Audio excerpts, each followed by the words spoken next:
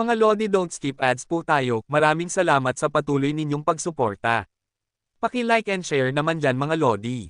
At sa mga gustong mag-donate sa ating GCash or regular na load, mag-comment lang po tayo. Para patuloy tayong makapag-upload ng mga bagong kabanata. Marami pong salamat. Subaybayan natin ang kwento ng isang kabataang nangarap para sa kanyang mga mahal sa buhay. Mula sa pinakamahina tungo sa pinakamalakas. Alamin natin ang kwento ng kanyang buhay. Kabanata 3101 hanggang Kabanata 3110.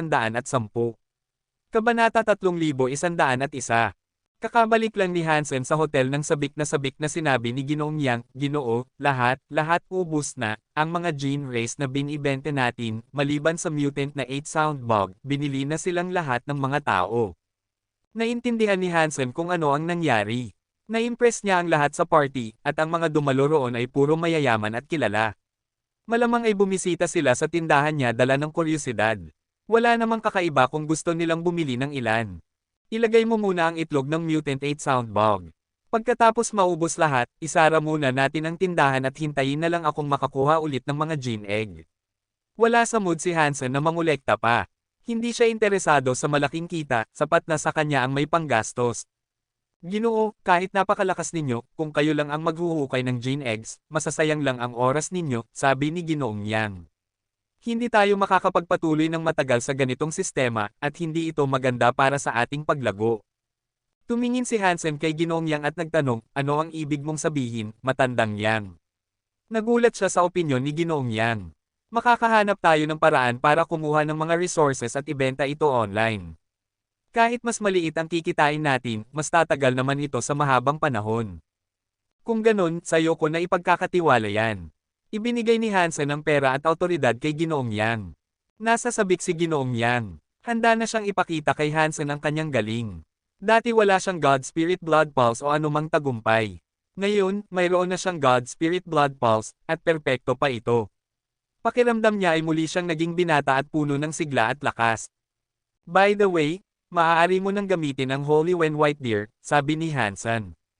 Ibinigay niya kay Ginoong Yang ang Holy Wen White Deer. Kung sakaling magkaroon ito ng problema habang wala siya, magagamit niya ang deer bilang proteksyon. Huwag kang mag-alala, Ginoo. Pagbubutihin ko ang pamamalakad ng tindahan ninyo. Sabik si Ginoong Yang. Hindi niya akalaing darating ang araw na makakagamit siya ng isang God-class gene race. Unahin mo ang kaligtasan. Gawin mo lang ang makakaya mo, sabi ni Hansen bago bumalik sa kanyang silid. Humiga siya sa kama at inilabas ang batong ocarina. Napabuntong hininga si Hansen at nagsabi, nang masira ang Destiny's Tower, nawala rin ang ocarina na ibinigay sa akin ni Ate Siang Yin. Nakakalungkot. Ipinatong ni Hansen ang batong ocarina sa kanyang labi at tinugtog ang kantang itinuro sa kanya ni Siang Yin. Tulad ng dati, may usok na lumabas sa mga butas nito at bumuo ng ulap sa ibabaw. May tunog ng kumikidlat sa loob ng ulap parang bulong. Madalas na niya itong naririnig, ngunit hindi niya alam ang ibig sabihin. Miss na miss niya si Siang Yin kaya hindi na niya pinag-isipan ang mga tunog, pumikit na lang siya at nagpatuloy sa pagtugtog. Tahimik at manipis ang tunog ng ocarina. Ang mga alon ng tunog nito ay parang may kapangyarihang nagpapakalma ng puso. Ang marahang tunog ay nakakapawi ng inis at pagod sa damdamin. Natapos ni Hansen ang awit at hinaplos ang ocarina. Nang imulat niya ang mga mata, nagulat siya sa ulap sa itaas ng kanyang ulo. Noon, kapag tinutugtog niya ito, nakakarinig siya ng tila mga Diyos na nag-uusap sa hindi kilalang wika, ngunit hindi niya ito maintindihan. Ngayon, hindi lang niya narinig ang mga bulong, nakita rin niya ang gintong kidlat sa loob ng ulap. Ang kakaiba pa, ang mga hugis ng kuryente ay tila mga simbolo o titik na hindi pa niya kailanman nakita. Hindi niya alam kung ano ang mga iyon, ngunit sa hindi maipaliwanag na dahilan, parang naiintindihan niya ang ibig sabihin ng mga ito. Mas lalo siyang nagising. Tinitigan ni Hansen ang ulap na may gintong kidlat at sinubukang tandaan ang bawat detalye. Habang pinagmamasdan niya ito, lalo siyang nagugulat. Makalipas ang ilang sandali, naglaho ang kidlat, pati na ang tunog ng mga Diyos, at naglaho rin ang ulap. Mabilis na kinuha ni Hansen ulit ang ocarina at tinugtog ito. Muling lumitaw ang mga ulap, ngunit ngayon, mga mumunting awitin na lamang ang maririnig, wala na ang gintong mga simbolo ng kidlat. Bakit ganito? Paulit-ulit na tinangkang tugtugin ni Hansen, ngunit pareho lang ang resulta. Kahit anong kanta o paraan, hindi na muling lumitaw ang gintong ulap ng kuryente. Grabe naman! Pareho lang ang kanta at parehong ocarina, pero bakit ganito kalaki ang pagkakaiba? Inisip ni Hansen kung ano ang kaibahan sa pagtugtog niya kanina. Noong una kong tinugtog, hindi ko naman pinag-isipan. Iniisip ko lang noon si ate si Yang Yin. Ngayon, iba na ang nasa isip ko. Siguro yun ang dahilan. Sinubukan ni Hansen na ibalik ang damdamin habang tumutugtog ng ocarina. Kahit gaano kalakas ang isang tao, hindi niya kayang kontrolin ang emosyon. Minsan ay bigla itong dumadaloy kahit isang saglit lamang at walang sino mang makakapigil doon. Hindi na nagpilit si Hansen. Dahil hindi niya maramdaman muli ang damdaming iyon, tumigil siya. Kung totoo ang nakita niyang gintong marka ng kuryente, napakakilabot noon. Hindi siya makapaniwala. Kahit isang bahagi lang ng mga simbolo ang nabasa niya, sapat na iyon para magulat siya, ang nakasulat ay kung paano lumikha ng isang Diyos. Ang paraan ng paglikha ng Diyos ay iba sa pagpapalaki ng God-class gene race. Ito ay paraan para gumawa ng tunay na God Spirit. Isang bahagi lang ang nakita ni Hansen, walang simula, walang wakas. Puro hinuha lang ang meron siya. Paano ko malalaman ang buong teksto? Gustong-gusto ni Hansen malaman kung paano talaga lumikha ng God Spirit. Hindi niya alam kung totoo ang nakita niya o hindi. Sacrifice God Ocarina. Biglang lumitaw ang malaking demonyo sa langit sa harap ni Hansen. Nakatingin siya sa ocarina ng may kakaibang pananabik. Tiningnan siya ni Hansen at nagtanong, alam mo ba kung ano ito? Sumagot ang malaking demonyo, ang tawag dyan ay Sacrifice God Ocarina. Isa yan sa mga gamit sa pag-aalay sa Diyos. Hindi man lang inalis ng kanyang tingin sa ocarina. Alam ko namang ocarina ito, sabi ni Hansen habang nakakunot noo. Ang tinatanong ko, para saan talaga ito? Ngumiti ang malaking demonyo. Tulad ng pangalan nito, gamit yan para manalangin o mag-alay sa isang God Spirit. Ano pa bang silbi niyan? Tinitigan lang ni Hansen ang demonyo at hindi nagsalita. Ramdam niya na may mas malalim pa itong ibig sabihin kaysa sa sinabi nito. Humiga ang malaking demonyo sa tabi ni Hansen. Hinawakan niya ang baba ni Hansen at mapang-akit na nagsabi, huwag mo akong titigan ng ganyan. Kung gusto mong malaman ng detalyado, maaari naman, pero kailangang makasama mo ako ngayong gabi. Marami pa akong gagawin. Maglaro ka na lang mag-isa, sabi ni Hansen habang tumalon pababa sa kama. Hindi na niya kailangang marinig pa ang paliwanag nito. Sisikapin niyang maunawaan ang mga gintong titik sa ulap at matutunan kung paano gamitin ang batong ocarina. Sa kasamaang palad, hindi magaling si Hansen sa musika. Nai-trigger lang niya noon ang gintong kidlat dahil sa damdamin niya kay ate si Yang Yin. Hindi niya basta-basta kayang ibalik ang ganong emosyon. Hindi niya na iyon muling nagawa. Kung hindi ko magawa, baka may ibang makagawa, inisip ni Hansen.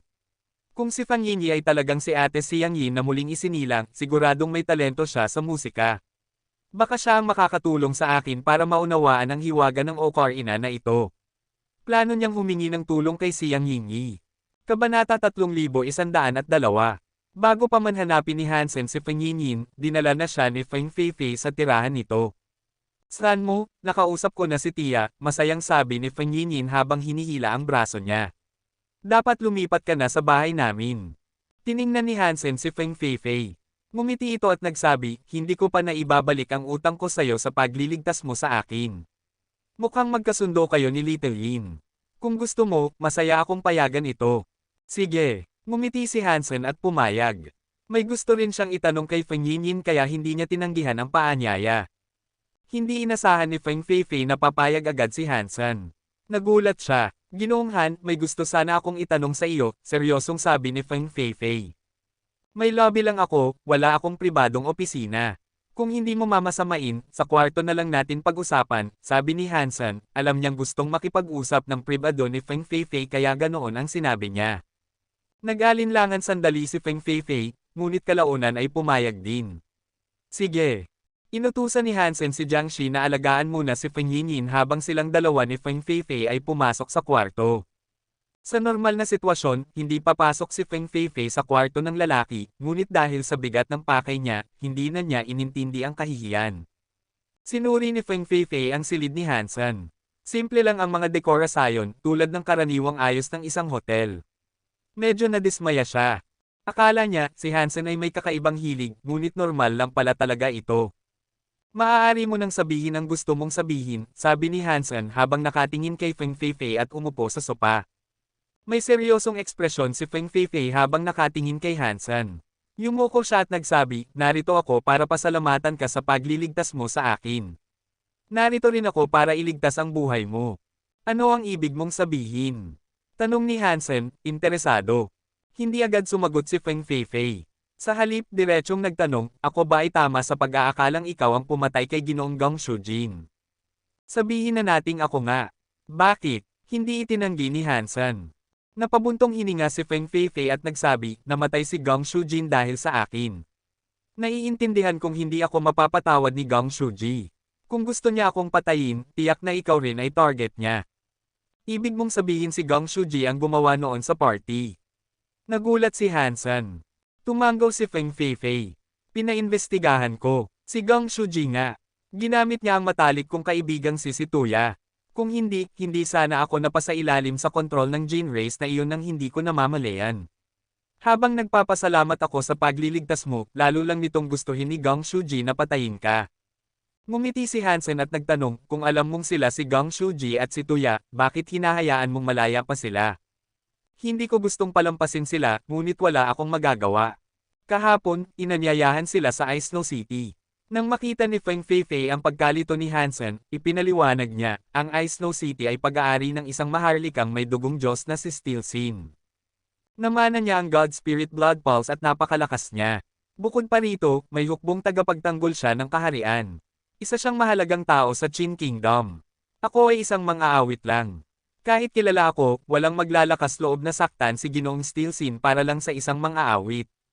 Bakit naman poprotektahan ni Steel Sin si Gong Shuji? Tahimik na tanong ni Hansen. Ayon sa nalaman ko, maraming God-class gene race ang nakolekta ni Gong Shuji at ibinigay kay Steel Sin. Ngayon, nasa ilalim siya ng proteksyon ni Steel Sin, at papatayin nila tayo pareho. Habang sinasabi iyon ni Feng Feifei, halatang malungkot siya.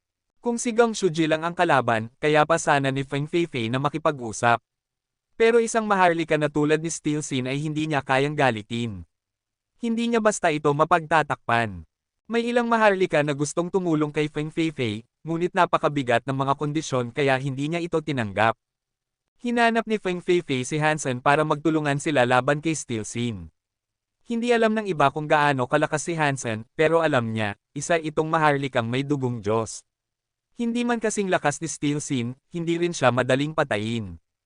Bukod pa rito, sa Jadewall City, hindi basta-basta makakapatay si Steel Sin ng tao.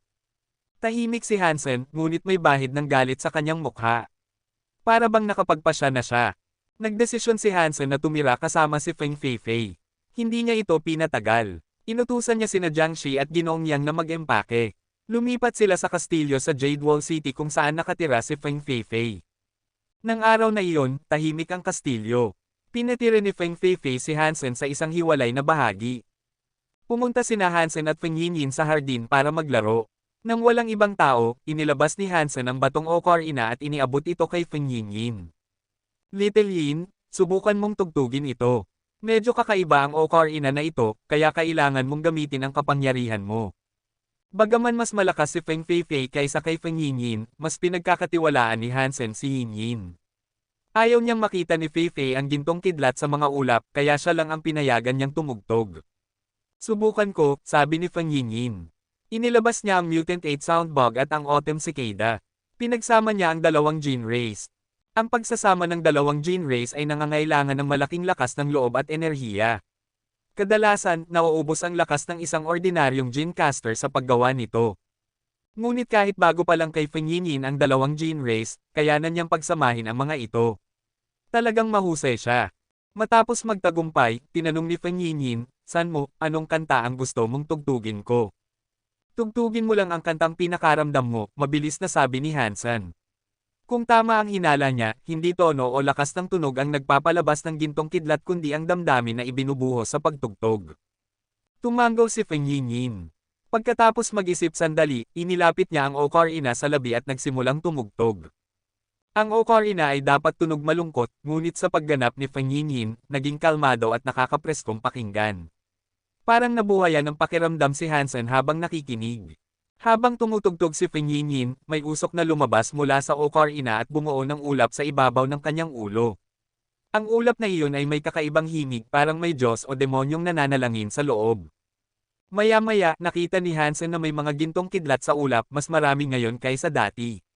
Nabuo ito sa gintong marka ng kuryente. Natuwa si Hansen. Pinagmasdan niya ang gintong marka ng kidlat upang maunawaan kung gaano ito kamangha-mangha. Kabanata 3103. Sa wakas, nagkaroon na siya ng pagkakataong makita ang kompletong gintong marka ng kidlat. Ngayon ay alam na niya na ang wika ng kidlat ay Cast God Court. Pagtingin pa niya sa ibaba, nakaramdam ng kakaiba si Hansen. Ipinapaliwanag ng Cast God Court kung paano lumikha ng isang Diyos. Hindi ito tungkol sa pagpapabago sa sarili upang maging isang God Spirit, kundi sa paglikha ng isang gene race upang maging God Spirit. Ang isang gene race ay may tatlong antas ng paglago, bata, ganap na adulto, at ultimate mode. Kadalasan, nagiging adulto lamang ang mga ordinaryong gene race, ngunit tanging ang pinakamahuhusay at pinakabihasa lamang ang umaabot sa ultimate mode. Sa antas na iyon, nakakakawala sila ng napakalakas na kapangyarihan. Upang lumago ang isang gene race, kailangan nitong kumain ng maraming laman ng ibang gene race. Iyon lang ang paraan upang mapalakas ang kanilang paglaki. Hindi mahalaga kung ito man ay isang God-class gene race o isang ordinaryong gene race tulad ng isang Viscount. Ang pinakamalaking mithiin nila ay marating ang ultimate stage, at wala nang mas mataas pa roon. Kahit ang bihirang Big Sky Demon Gene Race ay hanggang ultimate mode lang ang kaya. Doon nagtatapos ang ebolusyon ng lahat ng gene race. Ngunit ang kakayahan ng Cast God Court ay nagbibigay daan sa isang ultimate mode gene race na umangat pa sa susunod na antas, ang super mode, upang makalikha ng God Spirit Body. Kung makakaya ni Hansen na gawing ultimate ang kanyang gene race, maaari itong maging God Spirit. Ibig sabihin, maaari siyang mamuno sa isang hukbo ng mga God Spirit at makipagsanib sa kanilang mga katawan. Ang uri ng kapangyarihang iyon ay halos hindi masukat sa isipan. Ngunit ayon sa teksto, hindi madali ang pagpapabago ng gene race upang maging God Spirit. Kailangan ito ng God Pulse support. Ang tinatawag na God Pulse ay ang Blood Dragon God Pulse na taglay na ni Hansen. Isa itong likas na kapangyarihan ng isang God Spirit na ipinanganak mula sa mismong sansinukob. Bukod sa God Pulse, kinakailangan din ng elemento ng God Pulse na tumutugma sa gene race. Kapag natugunan ito, matutulungan ng God Pulse ang gene race na umunlad at maging God Spirit na higit sa karaniwan. Kahit mayroon kang God Pulse at eksklusibong gene race, mababa pa rin ang tsansa ng tagumpay. Hindi lahat ay madaling maging God Spirit. Bagaman kawili-wili iyon para kay Hansen, hindi siya gaanong naakit. Mayroon na siyang God Spirit, ngunit bawal siyang maging isa dahil sa mga limitasyon ng mundo. Hindi niya ito kayang ipatawag sa Universe of Kingdoms. Ngunit nang mabasa niya ang huling bahagi ng Cast God Court, napalawak ang mga mata ni Hansen. Ang tunay na layunin ng Cast God Court ay hindi lang ang paglikha ng God Spirit. Ito ay ang paggamit ng lakas ng pagsasanib ng God Spirit upang sirain ang hadlang ng espasyo at marating ang lugar kung saan ang kalangitan ay puno ng mga mundo na muling pagkakatawang tao, malaya sa mga batas ng mundo at sa mga gapos ng buhay at kamatayan. Doon, maaaring malayang makapasok at makalabas sa mga mundong iyon. Kung mararating ko ang antas na iyon, kaya kung sirain ang hadlang ng espasyo at makabalik sa sansinukob, masayang naisip ni Hansen. Ngunit habang binabasa niya pa, lalo siyang nanigas. Ayon sa teksto, upang maabot ang antas na iyon, kailangang lumikha ng Reboot Class God Spirit at makipagsanib dito. Ang mga gintong marka ng kidlat ay naglalaman din ng mga tala tungkol sa mas mataas na tsansa ng matagumpay na ebolusyon. Mayroon dong 10 Direction Sky World God King at Sky Full of Big Lost Demon God. Sa madaling sabi, ang 10 Direction Sky World God King ay tinatawag na World King God. Ayon sa alamat, isa ito sa mga bihirang gene race ni Chinshu. Ang Sky Full of Big Lost Demon God, sa madaling sabi, ay ang Big Sky Demon, ang gene race na konektado kay Hansen. Pareho silang may posibilidad na maging Reboot Class Demon Spirits. Bihira ang mga ganitong gene race. Kahit hindi sila maging God Spirits, kapag umabot man lang sila sa Ultimate Mode, sapat na ang lakas nila upang makipaglaban sa mga God Spirit. May 5 lamang na ganitong gene race sa talaan ng Cast God Court. Hindi pa naririnig ni Hansen ang 3 sa mga iyon. May mga tala rin tungkol sa ibang gene races na may maliit na tsansang marating ang ganitong antas. Ang mga mababang klase ay halos imposibleng magtagumpay. Kahit ang World King God at Big Sky Demon ay may tagumpay lamang na nasa 20 hanggang 30%. Ang iba ay halos wala. Hindi ko akalaing ganoon kataas ang ranggo ng Big Sky Demon. Kasing antig din ito ng World King God ni Chinshu, nagulat na wika ni Hansen. Alam na niyang malakas ang Big Sky Demon, ngunit hindi niya inasahang ganoon ito kalakas. Naisip ni Hansen kung ang gumugulo sa Geno Universe ay si World King God na kontrolado ni Chin-Shu, o baka si Chin-Shu mismo. Kung hindi, paano maipapaliwanag na asul ang dugo ni Chin-Shu? Ang dugo ng mga tao sa Universe of Kingdoms ay pula, kaya dapat ganoon din kay Chin-Shu. Ngunit asul ang dugo ng World King God. Kung seryoso ang Big Sky Demon sa Stone Ocarina, baka gusto niyang gamitin ang Cast God Court upang makalikha ng God Spirit Body. Naisip ni Hansen. Pagkatapos tugtugin ni Feng Yinyin ang awitin, napansin niya ang mga ulap at kidlat sa ibabaw niya. Nagulat siya at nagsabi, "Saan mo, kakaiba ang Stone Ocarina na ito? Bakit ito nakakatawag ng mga bulaklak at kidlat?" Hinayla siya ni Hansen palapit at sinabi, "Little Yinyin, lihim natin ang Stone Ocarina at ang Flower Lightning. Pakiusap, huwag mong sasabihin kan-inuman, ha? Pati kay Auntie." Tanong ni Feng Yinyin. Seryosong sagot ni Hansen, "Oo. Kahit kanino. Tayo lang ang dapat makaalam." "Sige, sekreto nating dalawa lang ito. Hindi ko sasabihin sa iba," sagot ni Feng Yinyin habang iniunat ang kanyang daliri. "Mag-pinky promise tayo." "Sige, pinky promise," sagot ni Hansen habang isinabot ang kanyang daliri sa kanya. Nang magtagpo ang kanilang mga daliri, muling nagkaroon ng pag-asa si Hansen. Kahit alam niyang hindi ito madali, may pag-asa pa rin. Ang 5 Jin Rays na nasa tala ay hindi pa kayang angkinan ni Hansen. Dahil naroon ang Big Sky Demon, wala siyang magawa. Hindi niya rin alam kung nasaan ang tunay na katawan nito. Naisip ni Hansen, bagaman wala akong Ultimate Jin Rays, ang tagumpay ng Mutant God Class Jin Rays sa pagiging God Spirit ay bahagya lang na mas mababa kaysa sa Ultimate. Mayroon akong Blood Ghost Spirit at Goldwing Peacock King. Pwede kong subukan, pero saan ako makakahanap ng God Pulse na babagay sa kanila? Ang tanging tugma ay ang Blood God Dragon at Blood Dragon God Pulse. Pero sanggol pa lang ang Blood God Dragon. Kailangang maging adulto muna ito para makipagsanib.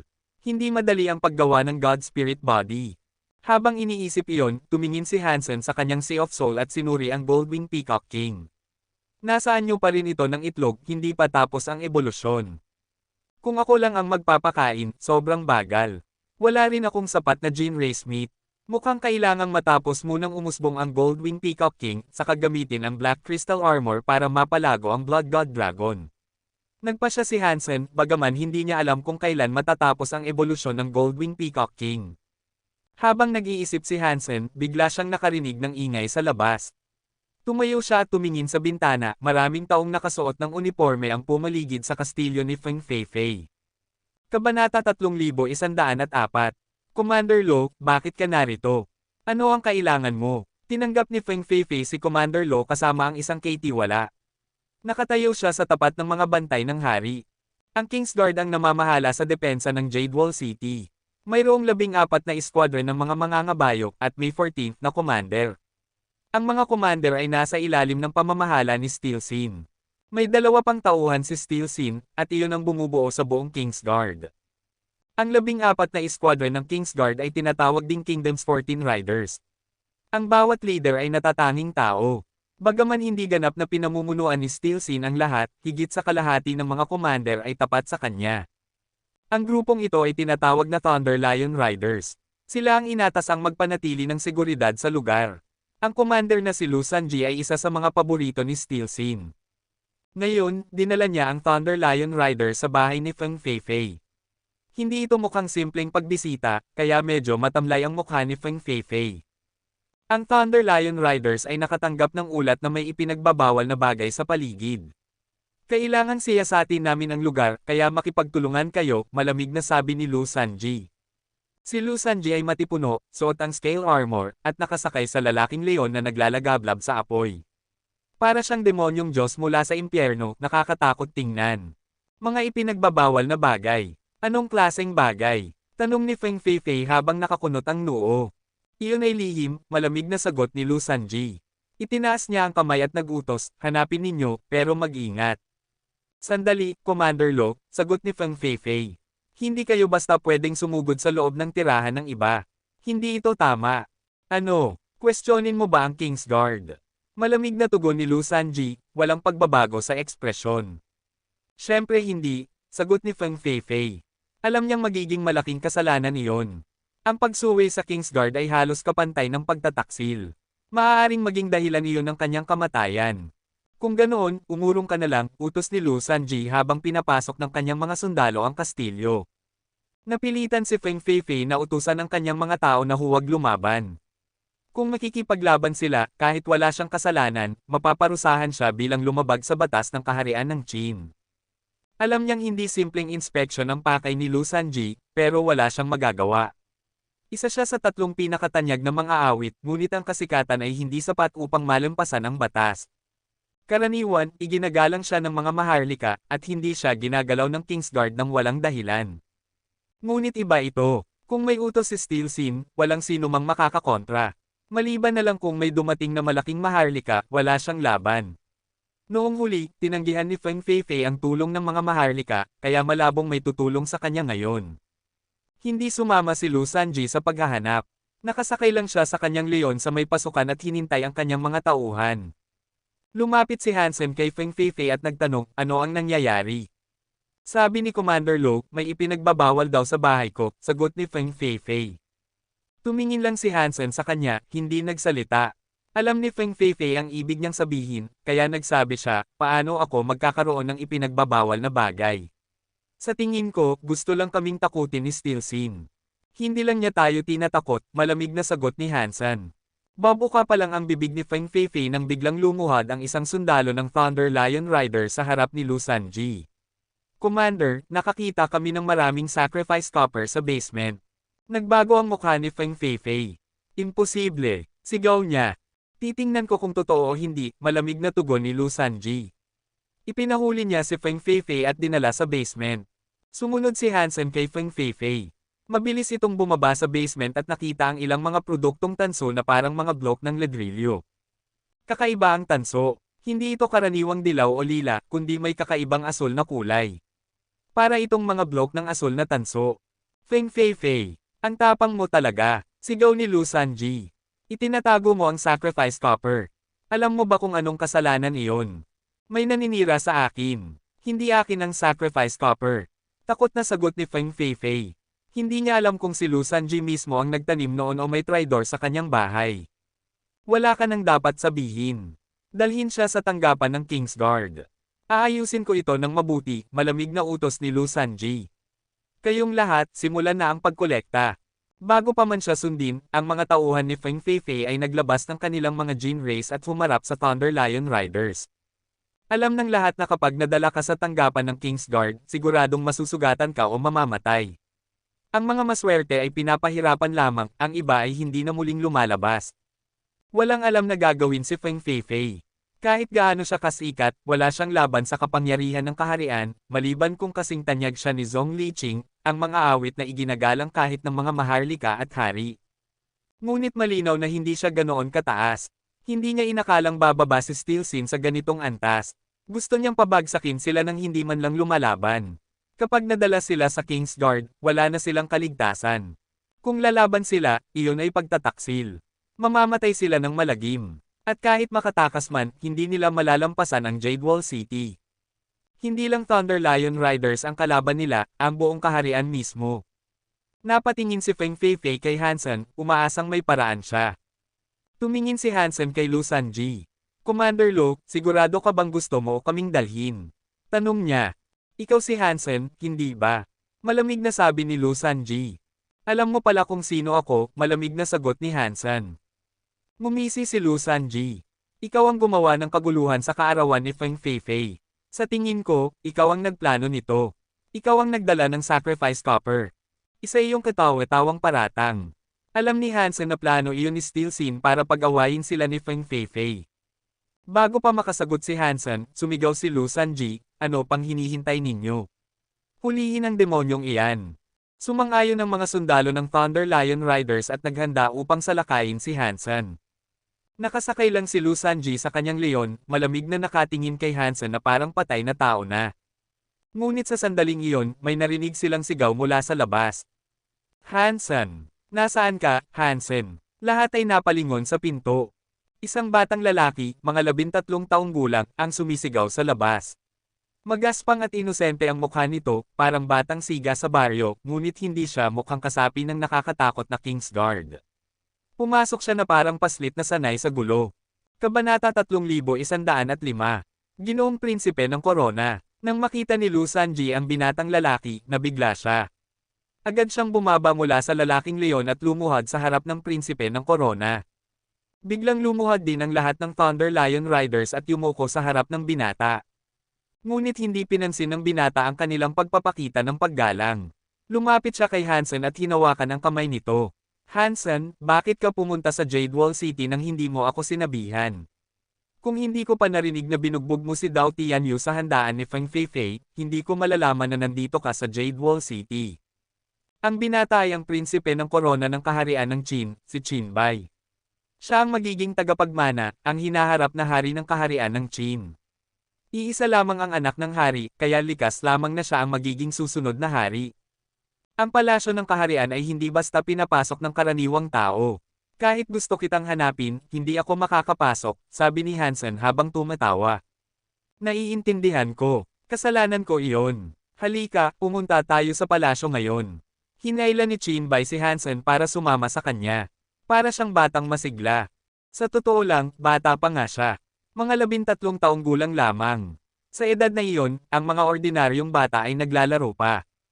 Ginoong Prinsipe ng Corona, ang taong ito ay sangkot sa pagtatago ng Sacrifice Copper, mabilis na sabi ni Lu Sanji.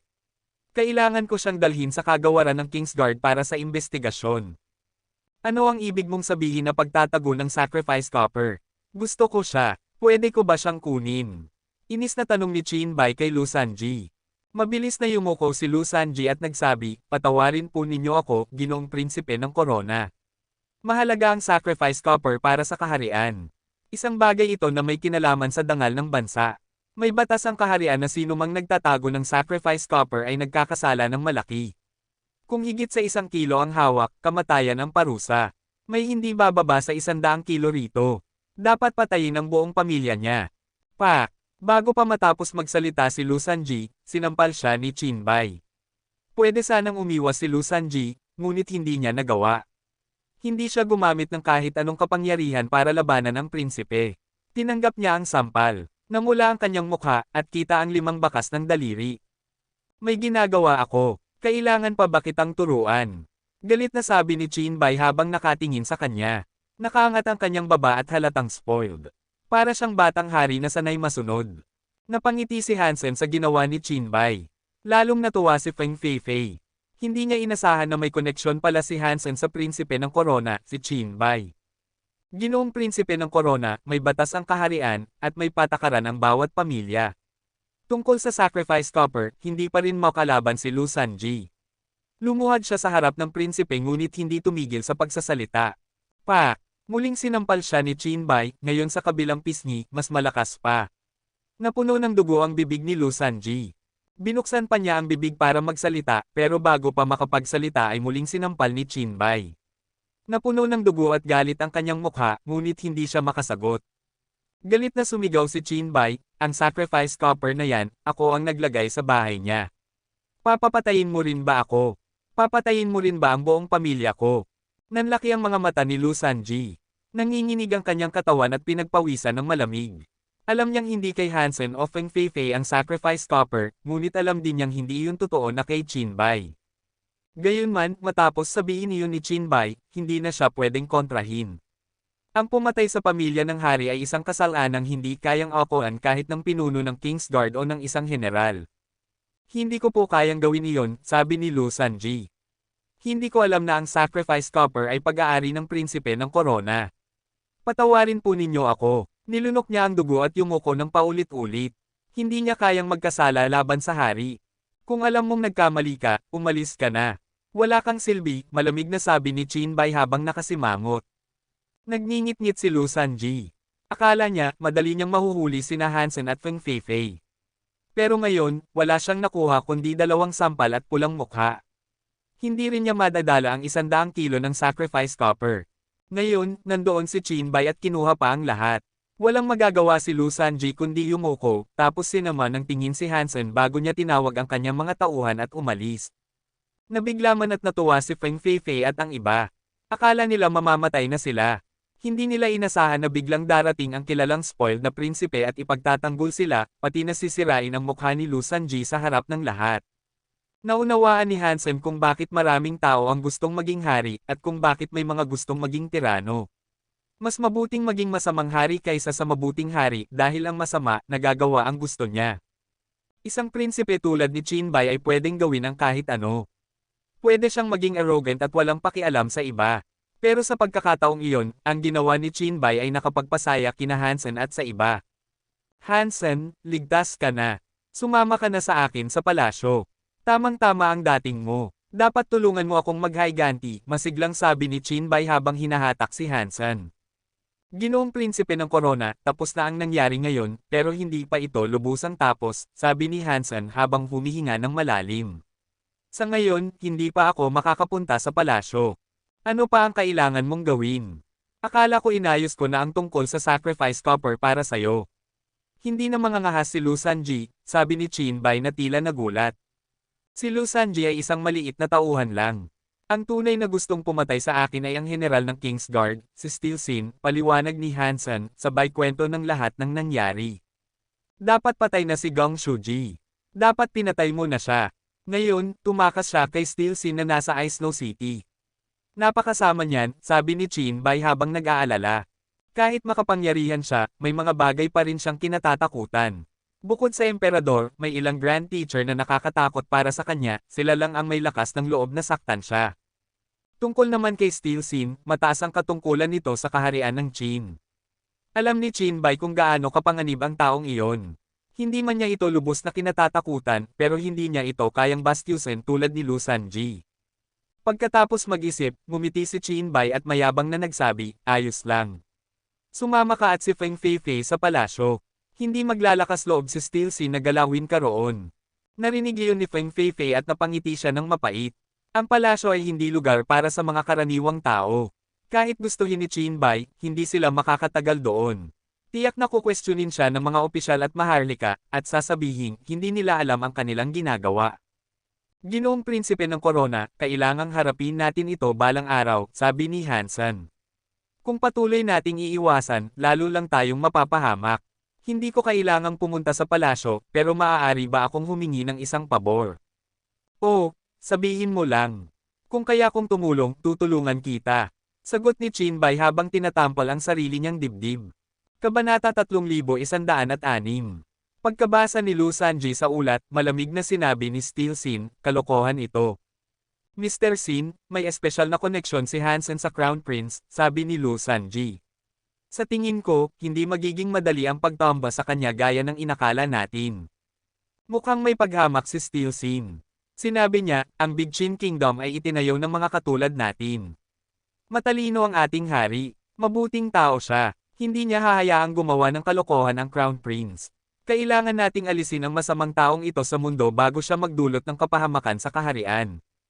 Ngunit ang Crown Prince ay nasa kastilyo ni Feng Feifei. Wala tayong magagawa. Mukhang balisa si Lu Sanji.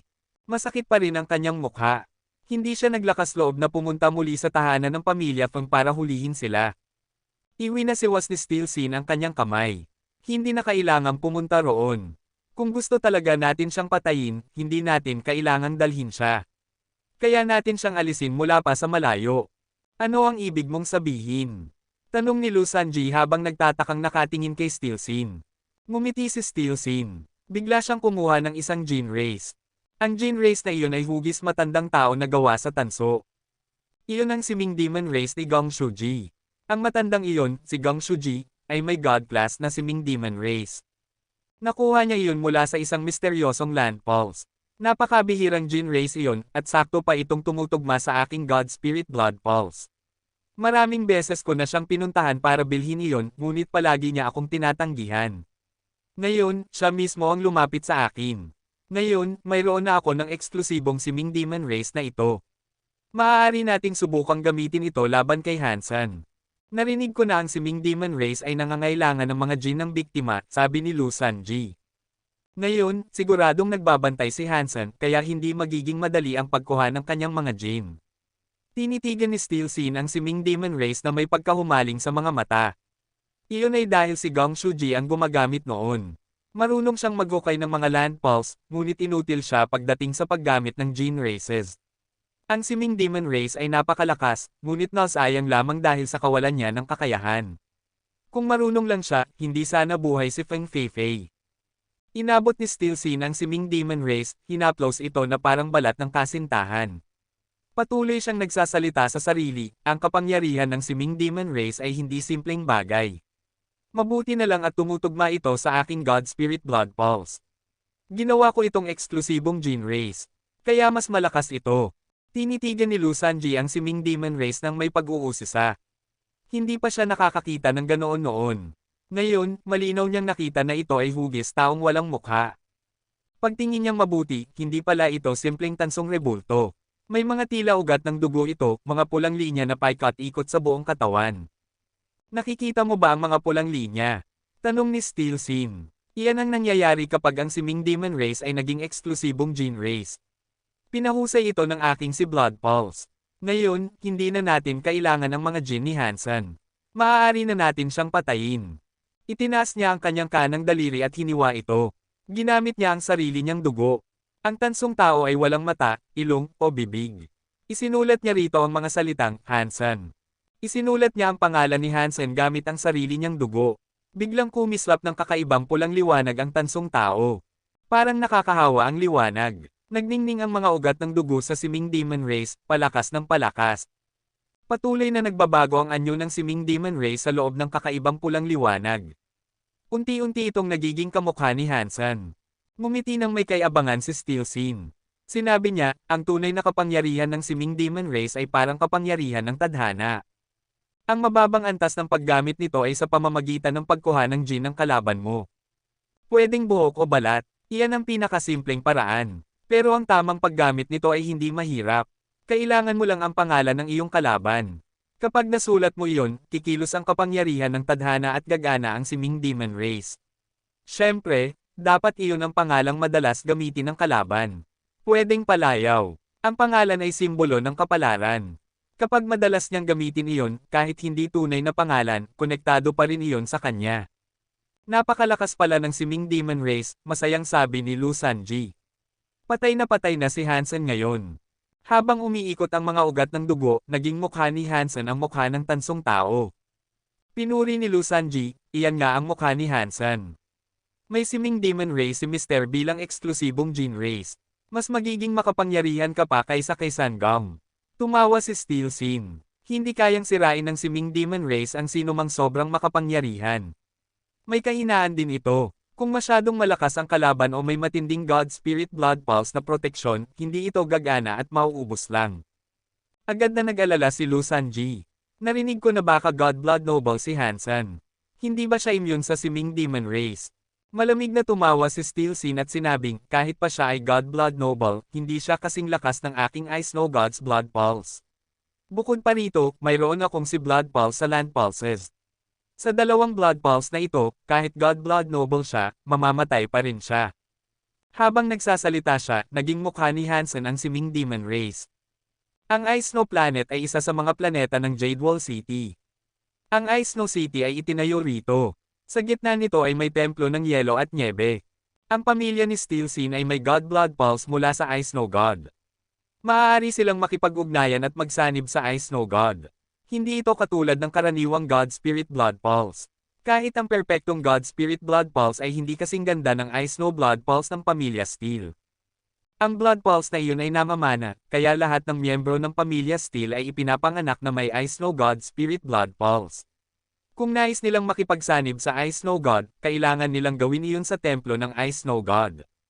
Maraming land pulse at gene race sa Ice Snow Planet. Pinapatakbo ng pamilya Steel ang planetang ito, ngunit wala silang negosyo roon. Mahirap yumaman kung sarili lang nila ang aasahan. Sa pamilya ni Steel Sin, 3 henerasyon na silang naglilingkod. 3 henerasyon din silang naging general ng Kingsguard. Dahil dito, naging napakayaman ng Ice Snow Planet. Naglalakad si Hansen sa mga lansangan ng Ice Snow City. Papunta siya sa Steel Manor. Nakita niya ang siyam na talampakang bakal na tarangkahan at ang palasyong gusali sa loob nito.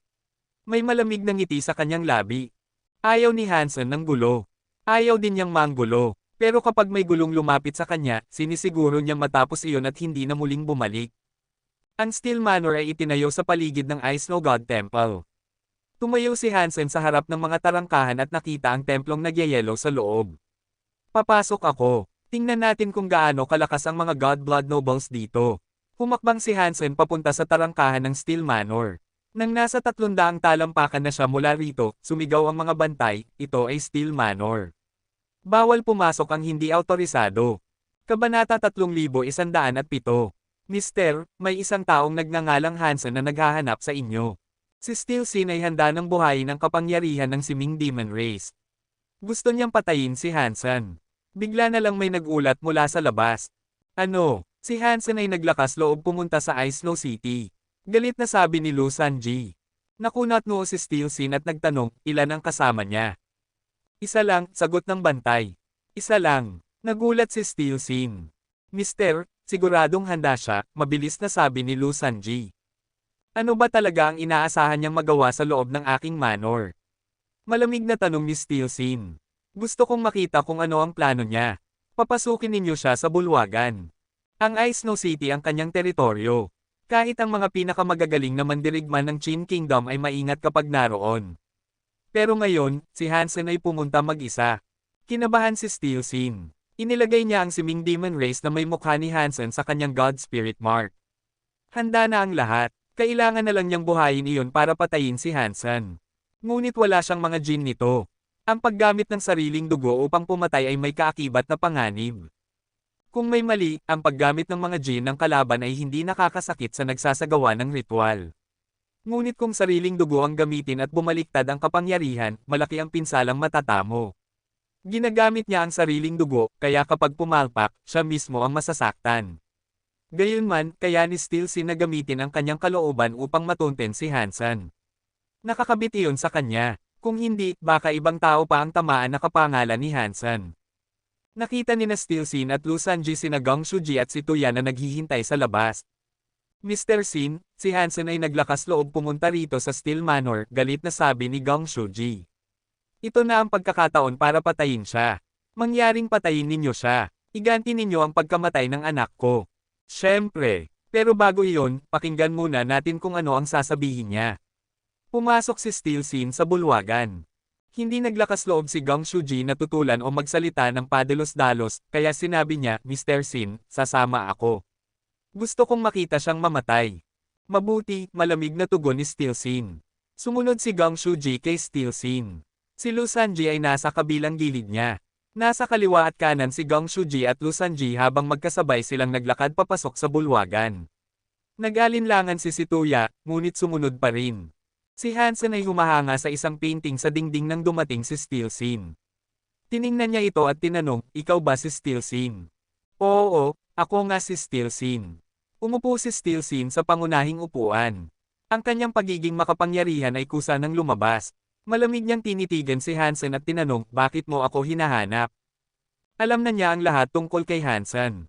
Napanood niya ang video na dinala ni Lu Sanji tungkol dito. Kung hindi niya iyon napanood, hindi sana niya matutunton si Hansen. Pumunta ako rito para hilingin sa iyo na patayin sina Gong Shuji at si Tuya, malamig na sabi ni Hansen. Kung gagawin mo iyon, maari kong kalimutan ang nangyari tungkol sa Sacrifice Copper. Maaari nating ituring na wala nang nangyari. Pagkarinig nito, sumigaw si Lu Sanji, ang kapal ng mukha mo.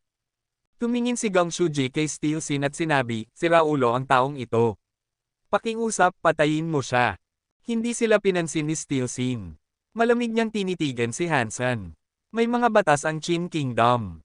Akala mo ba dahil kaibigan mo ang Crown Prince ay magagawa mo na ang kahit ano? Hindi pa siya hari. At kahit maging hari pa siya, hindi niya pwedeng baliwalain ang mga batas at hayaang mamayagpag ang kasamaan. Sa tingin ko, makatarungan ang sinabi mo, malamig na sagot ni Hansen. Nilalay mo ba ako? Tanong ni Steel Sin. Sanay na siya bilang nakatataas.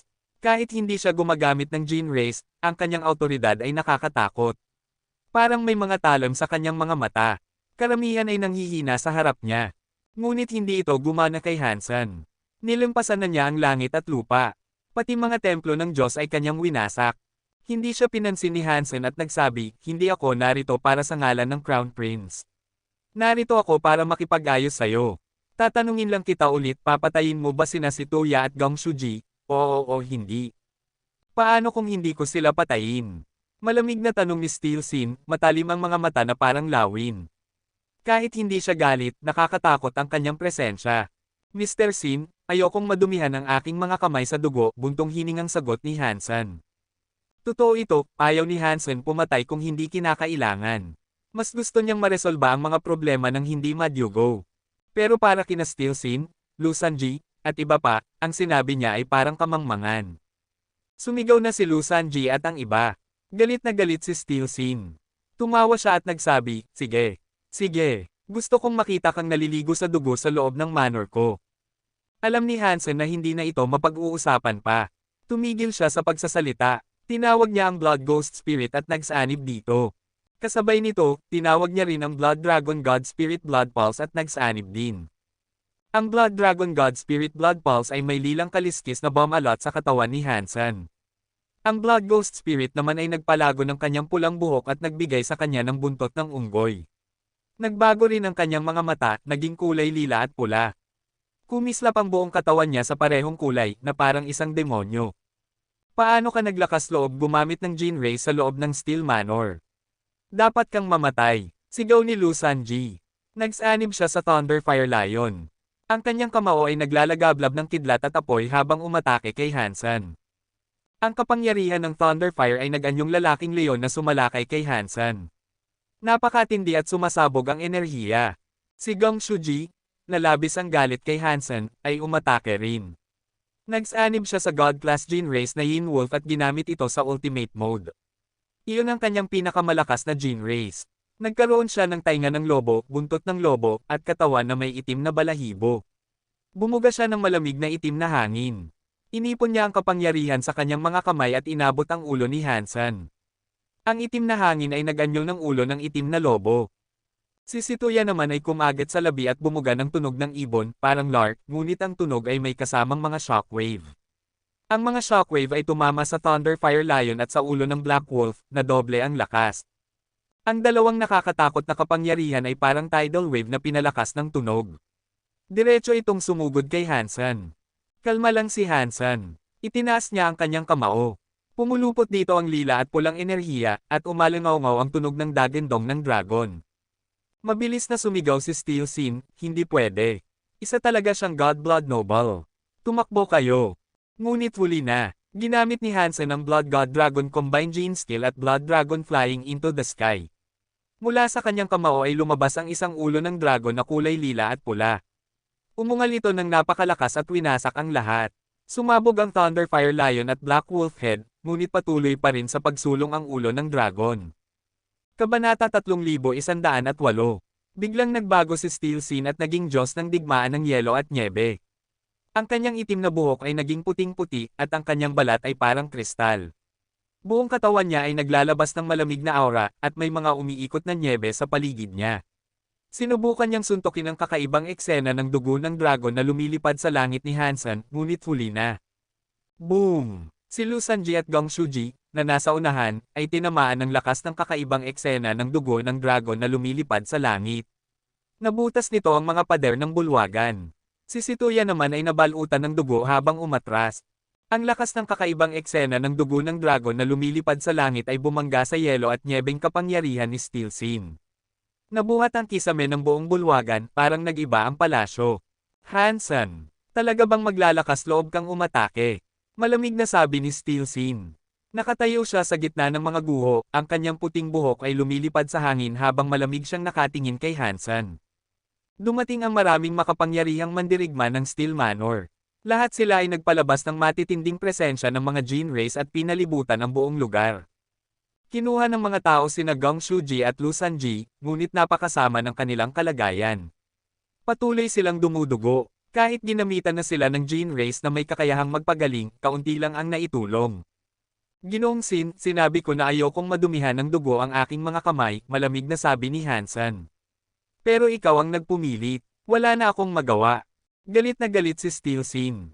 Tumawa siya at nagsabi, akala mo ba magagawa mo ang gusto mo dahil isa kang marangal na dugo ng Diyos? Dapat ay papatayin lang kita at iaalay sa prinsipe bilang regalo pero mukhang di ko na kailangang maging magalang. Pagkatapos noon, biglang kumabog ang puso ni Steelsin. Lumitaw ang siming demon race na kamukhang kamukha ni Hansen. Ang katawan ni Steelsin ay naglabas ng itim na ulap.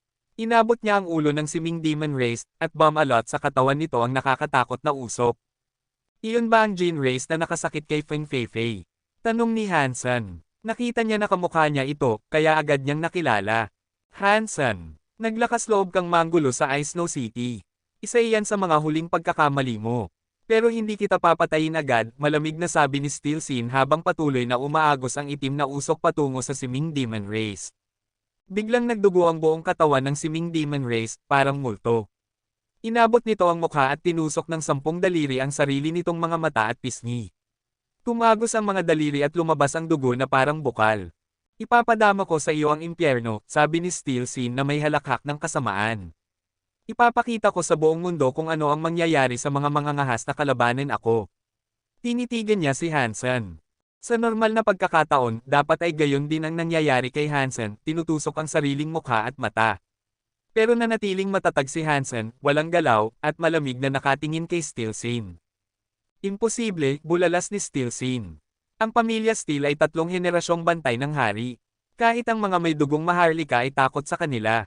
Kung kilalang mandirigma ang kalaban, baka nag-ingat si Steelsin. Pero si Hansen ay isang dayuhan lang, walang pinagmulan, kaya di niya ito tinuring na banta.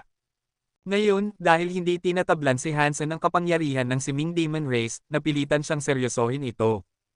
Pahamak ka, sigaw ni Steelsin. Ang usok sa kanyang katawan ay umalon na parang alon at bumuhos sa siming demon race. Ginamit nito ang lahat ng lakas upang tusukin ang sarili nitong bungo. Arg! Sigaw ni Steelsin. Damyugo siya at tumilapon sa pader ng palasyo, na tuluyang gumuho. Ang kapangyarihan ng siming demon race ay may elementong kapalaran. Kahit harapin nito ang dugong Diyos, kayang saktan nito ang kalaban, ngunit iba si Hansen. Hindi siya kabilang sa mundong iyon, kaya walang kapalaran na makakapit sa kanya. Hindi umubra ang kapangyarihan ng siming demon race. Ngayon, duguan ang mukha ni Steelsin. Tumayo siya mula sa mga guho, mukha siyang demonyo. Ang siming demon race ay nabalutan ng itim na ulap, at biglang nagbago ang anyo mula kay Hansen tungo sa bronsong tao, tanda na naputol ang kapangyarihan nito. Ngayon, narito lang ako para kay Gong Shuji, si Tuya, Lu Sanji, at Steelsin. Ayokong manakit ng iba, pero kung may haad lang, wala na akong pakialam kung ilan pa ang kaluluwa kong kukunin, malamig na sabi ni Hansen habang naglalabas ng maladugong aura. Itinaas niya ang kamao at sinugod si Gong Shuji. Umalangaw-ngaw ang dagandong ng dugo ng dragon habang umatake siya. Tulungan mo ako, Ginoong Sin. Sigaw ni Gong Shuji habang tumatakas. Pero huli na, tinamaan siya ng kakaibang kapangyarihan ng dugo ng dragon na lumilipad sa langit. Sinubukan niyang hadlangan ito, pero boom! Ang katawan ni Gong Shuji at ng pinagsamang Yin Wolf ay naging ulap ng dugo. Ang mga bantay ng Steel Manor na sumubok tumulong ay tumilapon at nagsuka ng dugo, hindi alam kung buhay pa. Lubos na nabigla ang mga mandirigma ng Steel Manor. Hindi nila inakalang ganito kalakas si Hansen. Hindi pa doon tumigil si Hansen. Tiningnan niya si Situya na nanginginig at napaluhod sa takot. Hindi, huwag mo akong patayin. Pagsusumamo ni Situya. Tahimik si Hansen. Inilabas niya muli ang kapangyarihan ng dugo ng dragon na lumilipad sa langit at sinuntok ito. Walang naglakas loob na tumulong. Nilamon si Situya ng pulang enerhiya at naging ulap din ng dugo. Gusto na sanang patayin ni Hansen si Lu Sanji, pero sumugod si Steelsin at sumigaw, paano mo nagawa ito? Patayin siya. Sa utos ni Steelsin, nagsanib ang mga bantay at miyembro ng pamilya upang salakayin si Hansen. Tinawag ni Steelsin ang eksklusibong gene race na Snow Mountain God Ape. Sa pamamagitan ng kombinasyon ng kapangyarihan at ng Snow God Roar, sinalubong niya ang kakaibang eksena ng dugo ng dragon ni Hansen. Boom! Sumabog ang pulang enerhiya, winasak ang lahat. Umatras si Steelsin at ang kanyang mga mandirigma, lahat ay sugatan at nanghihina. Ang pinagsamang lakas ng Blood Dragon God Spirit Blood Pulse, Blood God Dragon Gene Race, at Blood Ghost Spirit ay nagbigay kay Hansen ng kapangyarihang higit pa sa karaniwan. Patayin siya, sabi ko patayin siya. Galit na sigaw ni Steelsin habang inuutusan ng mga tao. Pagkatapos ay tumakbo siya patungong Ice Snow God Temple upang pagsamahin ang kapangyarihan ng Ice Snow God at tapusin si Hansen sa Steel Manor. Kabanata 3109. Hindi nagmadali si Hansen na habulin si Steel Scene. Sa halip, tumira siya ng isang suntok kay Lu Sanji. Si Lu Sanji ay labis ng sugatan at hindi na kayang harangin ang atake. Sa harap ng mga gwardya at manggagawa, napatay pa rin siya ni Hansen sa isang hampas sa pamamagitan ng eksenang tinawag na dugong dragon na lumilipad sa langit. Ang dugong dragon na lumilipad sa langit ay isang napakalakas at mapang-ibabaw na pinagsamang kasanayan sa Jin. Ang dugong Diyos na dragon ay nasa yugto pa lamang ng kabataan, ngunit napakalakas na nito. Kaya nitong patayin ang sino mang hamarang sa daan nito. Kung ang dugong Diyos na dragon ay umabot sa pinakamataas na antas, hindi maisip ni Hansen kung gaano kakilabot ang nilalang na iyon. Maraming gwardya at manggagawa sa Steel Manor ang natakot. Ang Ice Snow City ay malayo sa Jade Wall City, at kinakailangan pa ng teleporter upang makarating doon. Ang Jade Wall City ay konektado sa planetang iyon at siyang pangunahing base ng mga bantay ng hari. Wala pang sino mang nang ahas na gumawa ng kaguluhan doon noon. Ngayon, may isang taong gumawa nito. Pumasok siya sa Steel Manor at pinatakas pa si Steel Scene, isang marangal na may dugong Diyos, papunta sa templo ng kanyang Diyos. Gaano kakilabot si Hansen? Hindi nila ito maisip. Alam ng mga gwardya at manggagawa na hindi nila kayang lumaban, ngunit sinubukan pa rin nilang harapin si Hansen. Wala ni isa ang tumakbo. Iba ang kaharian ng Qin sa 6 pang kaharian. Noong araw, halos masakop nito ang buong universo. Nang mawala si Qin Shi, ito ay hamina at halos masira ng ibang kaharian. Pagkatapos noon, itinatag ng dakilang kaharian ng Qin ang isang sistema ng batas na wala sa mga naunang panahon. Nagkaroon ito ng gantimpala at parusa na sistema, dahilan upang muling lumakas ang kaharian. Sa mahabang kasaysayan ng panahon, hindi mabilang na mga kaharian ang bumangon at bumagsak, ngunit ang kaharian ng Qin ay patuloy na umunlad. Isa ito sa 7 dakilang kaharian, at ang kanilang batas ang isa sa pinakamalaking nagawa nila. Bagaman hindi perpekto ang batas ng kaharian ng Qin, may mga espesyal na pribilehiyo pa rin ang mga maharlika. Ngunit, kumpara sa ibang kaharian, natatangi pa rin ito. Maharlika man o karaniwang tao, kapag nagsalita, may batas na susundin. Ipinagmamalaki nila ang kanilang batas. Maging ang kasalukuyang hari ay madalas hominin ng kanyang mga tauhan dahil sa sistemang ito. Ngunit may marahas na bahagi rin ang batas ng kaharian ng Qin. Kapag tumakas ang isang gwardya o manggagawa, hindi lamang siya ang mapaparusahan, kundi pati ang kanyang pamilya. Napakalupit ng sistemang iyon. Mas pipiliin ng marami ang mamatay kaysa makita ang kanilang pamilya na maparusahan. Kaya't handa silang mamatay sa labanang ito.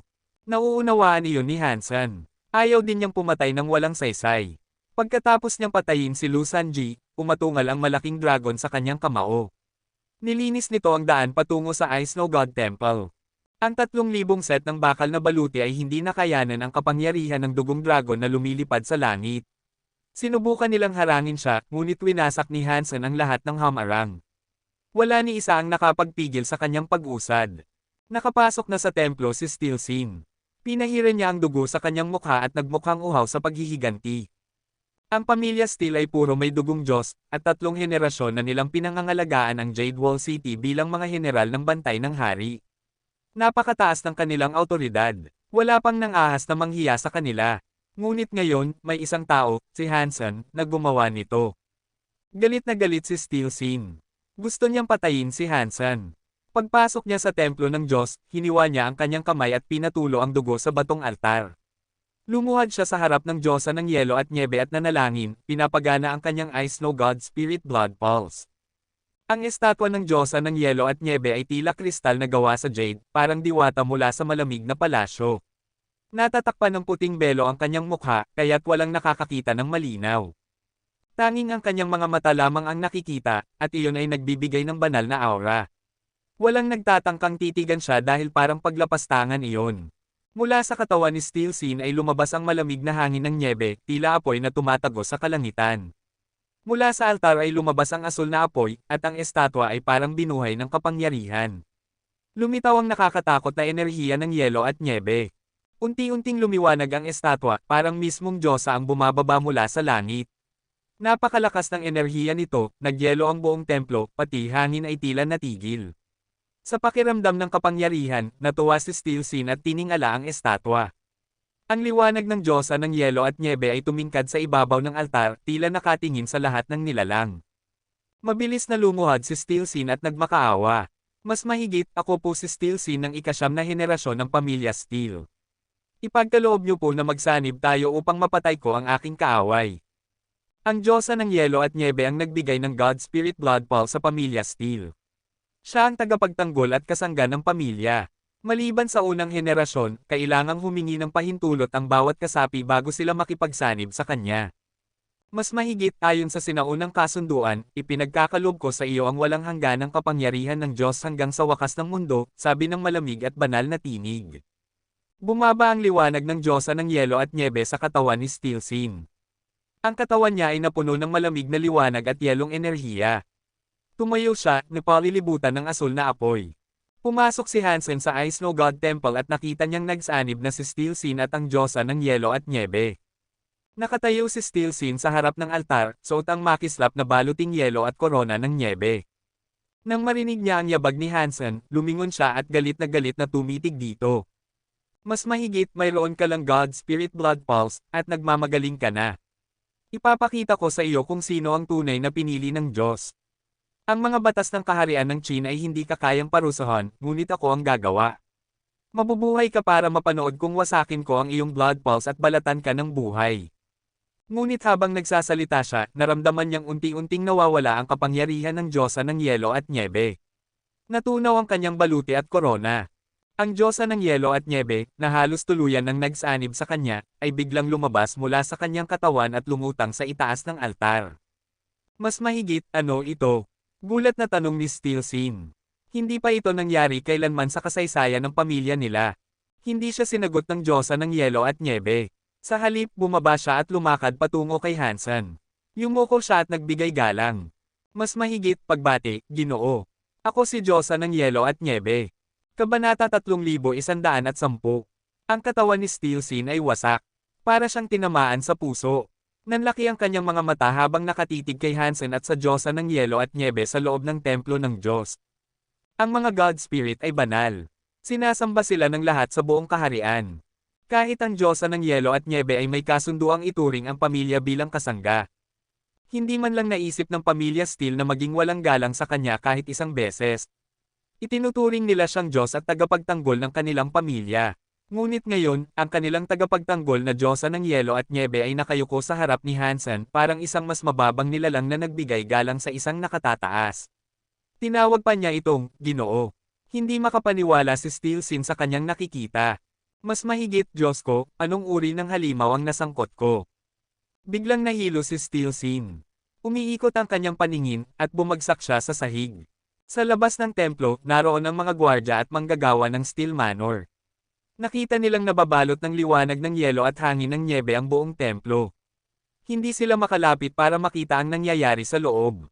Isang tauhan na may God-class gene race ang nagtangkang pumasok, ngunit halos naging yelo siya. Umatras siya agad, at ang kamay na unang dumaikit sa malamig na liwanag ay wala ng pakiramdam. Nanginig sa takot ang lahat. Walang nang-ahas na hawakan ang liwanag ng yelo at nyebe. Napalibutan nila ang templo ng Diyos. Sa loob ng Ice Snow God Temple, nanginginig si Steel Sin. Pula ang kanyang mga mata habang nakatitig kay Hansen na puno ng pagkagulat at takot sa kamatayan. Mas mahigit, imposible. Ang Diyosa ng Yelo at Nyebe ang tagapagtanggol ng pamilya Steel. Mayroon akong blood pulse ng Yelo at Nyebe. Hindi niya ako tatalikuran. Imposible. Hindi pinansin ni Hansen si Steel Sin. Tinitigan lamang niya ang Diyosa ng Yelo at Nyebe at nagtanong. Mas mahigit, tauhan mo ba siya? Hindi niya nakita ang nangyari kanina, ngunit madaling nahinuhan ng Diyosa ng Yelo at Nyebe ang lahat. Malamig siyang sumagot. Mas mahigit, may kasunduan ako sa mga ninuno ng pamilya Steel. Kaya taglay nila ang aking God Spirit Blood Pulse. Tinitigan siya ni Hansen at muling nagsalita. Mas mahigit, gusto niya akong patayin. Kung siya'y sa iyo, ano ang gagawin mo? Nanginig si Steel Sin sa takot at sumigaw. Mas mahigit, ikaw ang tagapagtanggol ng pamilya Steel. Iligtas mo ako. Sa sansinukob ng mga kaharian, ginagamit ng mga tao ang kapangyarihan ng mga God Spirit at mga gene race upang mabuhay. Hindi nila pinahahalagahan ang sariling lakas ng katawan. Kahit mataas ang ranggo ni Steel Sin at tanyag siya, natatakot pa rin siyang mamatay. Siya ay mas makapangyarihan kaysa sa karamihan, mayaman, at maraming asawa. Hindi siya handang mamatay. Ngunit ang mga salita ng Diyosa ng Yelo at Nyebe ay parang hatol ng kamatayan para sa kanya. Tumingin ang Diyosa ng Yelo at Nyebe kay Steelsin, na pabuntong hininga, at malamig na nagsabi. Mas mahigit na offend mo ang isang nilalang na kahit ang mga Diyos ay hindi kayang hamanin. Paano pa kita may iligtas? Para bang biglang napasok si Steelsin sa isang kuweba ng yelo. Nawala ang dugo sa kanyang mukha. Ngunit bilang isang matagal ng general at leader ng hukbo, ginamit niya ang lahat ng natitirang lakas. Napansin niya na nawala ang Ice Snow God Spirit Blood Pulse sa kanyang katawan. Malinaw na pinatay ng Diyosa ng Yelo at Nyebe ang kapangyarihang minsan niyang ibinigay. Tinanggal ito sa kanya. Nalungkot si Steelsin, ngunit nagngit-ngit pa rin. Kahit wala na siyang kapangyarihan ng Diyos, mayroon pa rin siyang siming Demon Blood Pulse mula sa isang Land Pulse. Kahit hindi ito ganap na God Spirit Blood Pulse, mas malakas pa rin ito kaysa sa karaniwang ibinibigay ng mga templo. Ngayon, gusto na lang ni Steelsin na mabuhay. Pinakawalan niya ang lahat ng lakas ng kanyang siming Blood Pulse. Binalot siya ng maitim na usok parang masamang espiritu na patakas mula sa templo ng Diyos. Puno ng puot ang kanyang puso, ngunit hindi siya nang ahas lumaban kay Hansen. Maging ang mga Diyos ay umiiwas sa kanyang galit, kaya hindi na siya naglakas loob na muling sumalungat. Ang tanging layunin ni Steelsin ay makatakas palabas ng Ice Snow God Temple at makabalik sa Jade Wall City. Iyon na lamang ang paraan upang siya'y mabuhay. Bago pa siya tuluyang nakatakas, narinig niya ang boses ng Diyosa ng Yelo at Nyebe. Mas mahigit, Ginoo, alang-alang kay Little God, huwag niyong wasakin ang kanyang katawan. Sa Ice Snow City, dumating ang mga bantay ng hari kasama ang ilang kasapi ng pamilya Steel patungo sa templo. Nang makita nilang nababalot pa rin ito ng liwanag ng yelo, tinanong ng general ng Phoenix Guard na si Liu Xianxian ang pinsan ni Steelsin na si Steel Yingtang. Mas mahigit, Ginoong Yingtang, anong nangyari rito? Umaasa si Steel Yingtang na patay na si Steelsin upang siya ang maging bagong pinuno ng pamilya, ngunit nagkunwari siyang galit at sumagot. Mas mahigit, may isang mamamatay taong sumalakay sa Steel Manor upang patayin ang aking pinsan. Ngayon, nakakulong sila sa loob ng Ice Snow God Temple. Hindi ko alam ang nangyayari sa loob. Nagkatinginan ng may pag-aalala si Liu Xianxian at ang iba pang general. Labis silang nabigla. Sa kalagitnaan ng araw, may nangahas na paslangin ang isang general ng kaharian ng Qin, napakatapang na hakbang iyon. Balot pa rin ng kapangyarihan ng Diyos ang templo kaya hindi nila ito mapasok. Sinabi ni Liu Xianxian upang pagaanan ang sitwasyon. Mas mahigit, si Ginoong Sin ay may Ice Snow God Spirit Blood Pulse. Nang pumasok siya sa templo, malamang na nagsanib siya sa Diyosa ng Yelo at Nyebe. Kahit gaano kalakas ang mamamatay tao, mahirap siyang saktan. Huwag kayong magpanik. Bantayan ang templo at huwag hayaang makatakas ang salarin. Pagkatapos ay nagtanong siya, mas mahigit, alam ba ninyo kung sino ang mamamatay tao? Hindi siya umasa ng sagot, ngunit biglang sumigaw ang isang matandang tagapaglingkod. Mas mahigit, siya si Hansen. Siya ang nakatira kasama ni Feng Feifei. Pinatay niya si Ginoong Sin, Gong Shuji, si Tuya, at General Lo. Nagulat sina Liu Xianxian at ang mga general. Hindi nila akalaing si Hansen ang may gawa. Alam nila ang kanyang pangalan, siya ang dahilan kung bakit binugbog ng koro ng prinsipe si Lu Sanji at naging katatawanan ito sa Jade Wall City. Hindi man nila maisip kung paano nangyari, hindi pa rin nila inasahang maglalakas loob si Hansen na pasukin ang Steel Manor at patayin si Lu Sanji at Gong Shuji. Bago pa muling makapagtanong si Liu Xianxian, napansin niyang nagbago ang liwanag sa paligid ng Ice Snow God Temple. Ang liwanag ng yelo ay naging malakristal at jade. Napatingin silang lahat sa loob ng templo, at natulala. Nakaluhod si Steelsin sa harap ng altar, duguan at kulay pula na parang niluto. Wala na siyang buhay. May isang tauhan na lumapit at sinuri ang kanyang paghinga bago sumigaw. Mas mahigit, Ginoong Sin, patay na siya. Mas mahigit, si Hansen, nasaan si Hansen? Nabigla at natakot sina Liu Xianxian at ang iba. Pumasok sila sa templo kasama ang ilang tauhan, ngunit ang pinakanakagugulat, maliban sa bangkay ni Steelsin, wala silang nakita. Ang mamamatay tao na si Hansen, na sinasabing pumasok at pumatay sa lahat, ay naglaho ng parang bula. Wala ni isang bakas na naiwan.